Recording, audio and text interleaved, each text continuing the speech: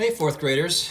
It's Friday. You made it through the week. You had a quiz yesterday, and if your class did anything like my class, I'm sure your teachers are super proud of you. All right, we're all proud of you for working so hard this year and giving maximum effort when we ask, and to listen and ask questions when you're confused and things like that. All right, so today we're going to start a new topic within our Module 3, and it's one of my favorites. All right, if you can't tell, I really love math and I love to teach it, and we're going to jump into this one right away.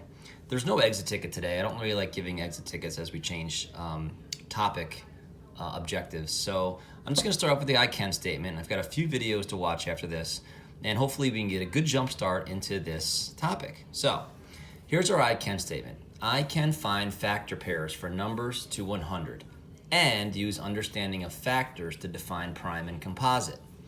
Now that sounds like a mouthful, but let's break it down real quick, okay? We know the word factor, all right? And where does that word factor come from? Factor, if you don't remember this, is factor times factor equals product, okay? So a factor is the numbers that you multiply together to find the product, okay?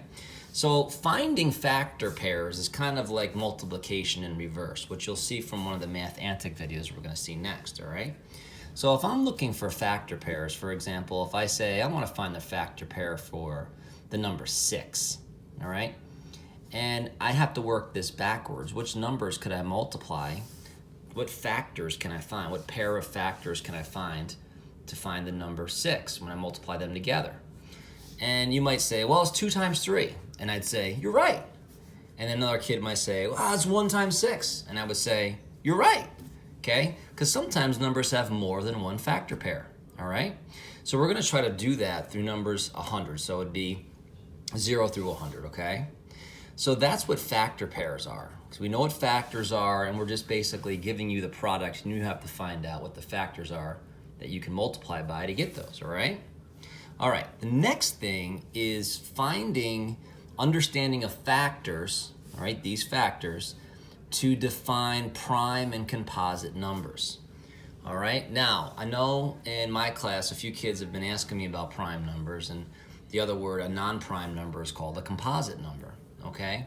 And the quick and short of it, after I'm gonna show you this video, is that a prime number, when I'm looking for a prime number, we'll say the number 3, the only 2 pairs that I can multiply together, only factors I have, are the number 1 and itself. And this makes it a prime number.